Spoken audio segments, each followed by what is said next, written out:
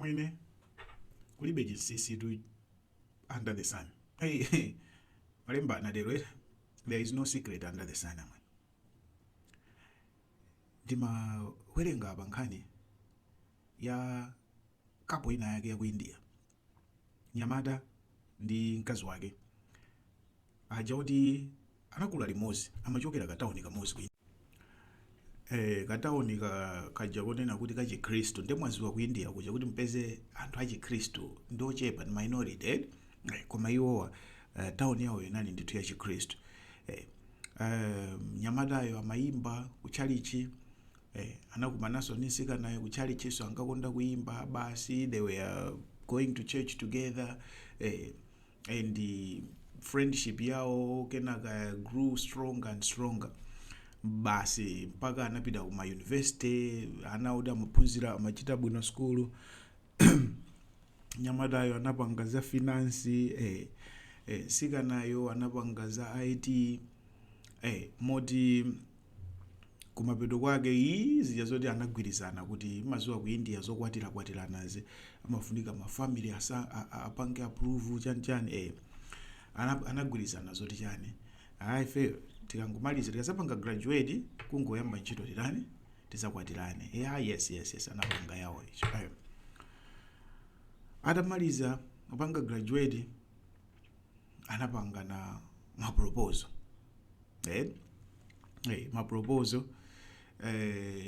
koma kunapezeka kuti nyamata uja anapita kukapanga MBA kuti akapangaso ngati kuti kupita kukapanga masters. Sikana uja wazaganiza nayenso andikapangeso kosina they are still together koma anapita ma university osiyana.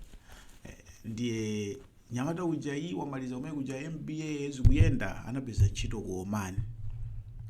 Wapita ku Oman. Mkazi wake uja ukukuso wapita wapita ukapanga masters. Ali ku masters mkazi wake uja mkalasi anakupezeka kuti wakumana ndi nyamata wina wake klasi muja basi kumayenda limodzi kumuuza nyamata uja I have a boyfriend, my boyfriend is in Oman. Komabe awa anapanga build friendship. Hii friendship yawo just grew stronger. Yawanga grow stronger and ayamba kukhala ndi ma feelings sopano koma sikana mwamuna wake ali kunja. Kenaka adaku Oman aja anabwera. Adaku manager abwera sikana uja zija it was just for sana zikambe so sinadziwike so basi anapangaso rekindle relationship yake ndi mwamuna wake uja his name was Sam waku Oman uja. Basi serious waku Oman uja mwana ndikufuna tikwatirane ndikutenge mede nagwirizanana tikakhale limodzi ku Oman. Koma sikana uja sister wake anali ku Australia. Anali ku Australia. Amagwira ntchito ku Australia amagwira za nursing ku Australia. Ndiye basi awa nyamata uja anamtenga sikana kupita kwa makolo ake ukawa andifuna ndikwatirene sikana. Ndiye yawo ya ma Indians ija family yake ndi yakuti waja they check my families janjani. Madala ake anyamata anapeza kuti kumayambiriro samamfuna sikana no. Sikana ibambo yake anali retired wa military wa ku defense. Ndiye aona ngati family ya military ya mchanchane koma anawo anakondana. Kenaka sikana uja anapita kukalankhula ndi bambo yake anyamata uja yekha directly kuti apange convince ndi anayamba mpaka kuma panga visit kumacheza nawo kwabasa maulemu zonse zofunikira mpaka na amayi ake anyamata uja feel for this woman kuti fana uyu ife ndamukonda mpaka she managed to win the hearts ya bambo ake ajaso. Anakwatirana the next year anabereka mwana a baby boy happily together. Sikana uja zaone sister wake ku Australia anamuuza kuti iwe tabwera kuno zapeze ntchito kunoko it's easier. So sikana uja anatenga mwana ndopita naye kuti ku Australia. Mwamuna wake uja adali ku Oman. Mwamuna wake amafuna adapite ku Oman, iye uja anapita ku Australia. kenaka mwamuna wake uja I need to stay with my family. Company yake yakuwa manager inampanga transfer kuti apita akhale ku Australia. Anapita ndo kapanga join sikana mkazi wake uja kumakhala kumene kuja.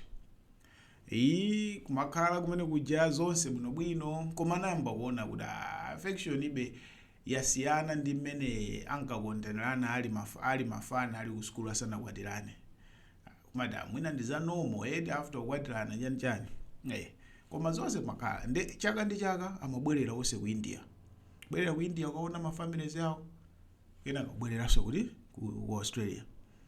This particular year adapita ku India. Anakacheza mwe kuja 2 weeks kuona maholo kenaka kubwerera.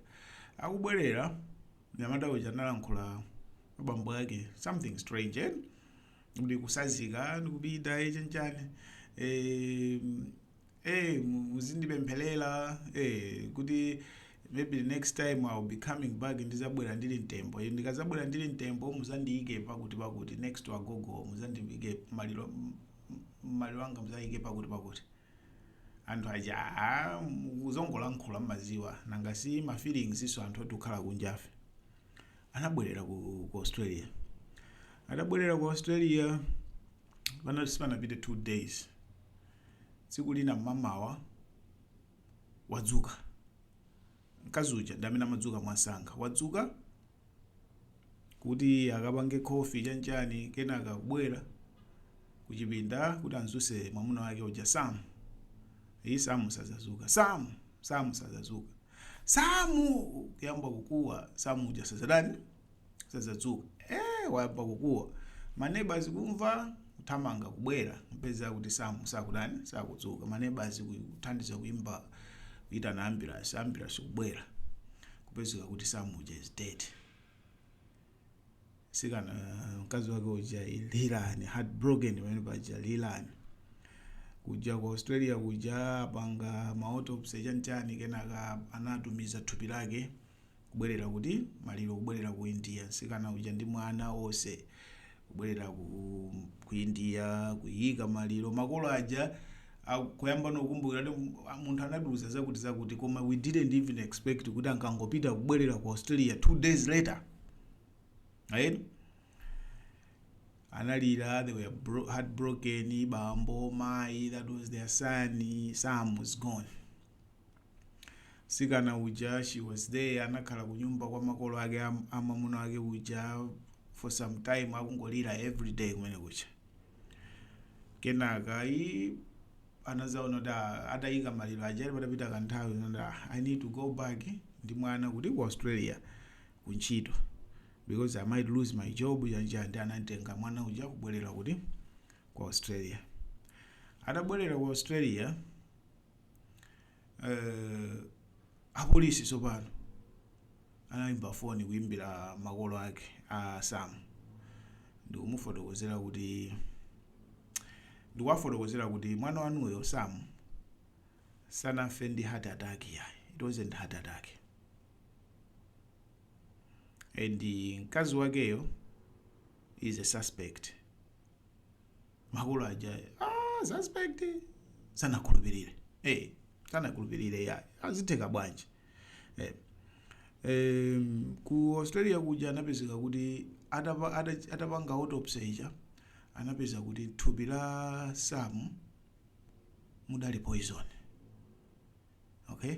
Mudali poison.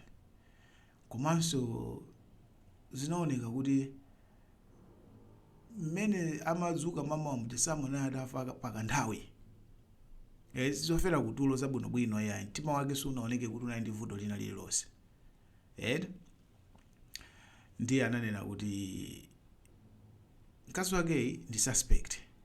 Koma tilibe umboni wina uliwonse umpanga link mkazi wake. Ndiye tingoyamba my investigations. Wait for part 2 amweni. Kulibe jensisi kunja kuno.